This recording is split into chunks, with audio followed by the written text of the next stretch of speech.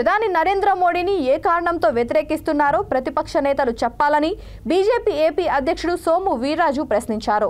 ప్రపంచ దేశాలు మోడీ సిద్ధాంతాలను అనుసరిస్తున్నాయని అన్నారు. ఇతర రాజకీయ పార్టీల నేతలు అవినీతికి పాల్పడుతుంటే మోడీ మచ్చలేని నాయకుడిగా దేశంలో సుపరిపాలన అందిస్తున్నారని చెప్పారు. మన్ కీ బాత్లో మోడీ ఎన్టీఆర్ గురించి ప్రస్తావించడంపై హర్షం వ్యక్తం చేశారు. దీన్ని ప్రజలు గర్వకారణంగా ప్రస్తావిస్తున్నారని అన్నారు. ఏపీలో బీసీ సభను ఏర్పాటు చేస్తున్నట్లు తెలిపారు.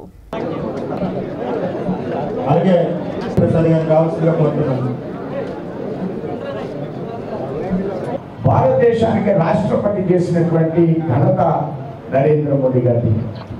అలాంటి ఎస్టీని ఎన్నో రకాలుగా మేము ఆవిడ్ని రాష్ట్రపతిగా చేసిన సందర్భంలో ఎన్నో రకాలుగా విమర్శించారు. ఆ కమ్యూనిటీని వాళ్ళని ఎన్నో రకాలుగా విమర్శించారు. కాంగ్రెస్ పార్టీ వాళ్ళ పేరు పెట్టు ఆ కమ్యూనిటీని పెట్టి ఏదో నరేంద్ర మోడీ గారికి బద్మాసు పలికినట్లుగా వారు ప్రవర్తిస్తుందని వారు అనేక రకాలైన కామెంట్స్ చేసి నెగిటివ్ కామెంట్స్ చేసి ఆవేళ రాష్ట్రపతి ఎన్నికల సందర్భంగా ప్రచారంలో కామెంట్ చేసి ఈరోజు నరేంద్ర మోడీ గారిని ఏ ఉద్దేశం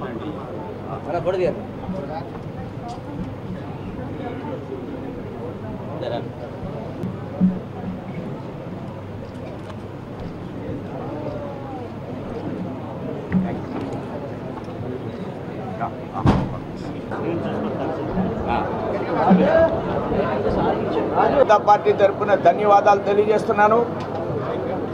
ఏదైతే ఈ పార్లమెంట్ యొక్క ప్రారంభోత్సవ సందర్భంలో దేశంలో కాంగ్రెస్ అనేక పార్టీలు ఈవేళ వ్యతిరేకించడం కేసీఆర్ ఆయన సెక్రటరియట్ కానీ అసెంబ్లీ కానీ ప్రారంభోత్సవ సందర్భంలో గవర్నర్ని పిలిచాడా?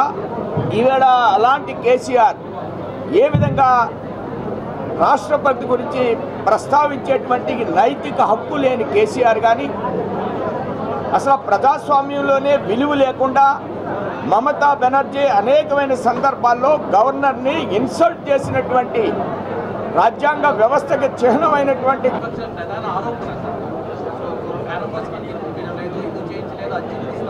నేను దానికే సమాధానం చెప్పాను.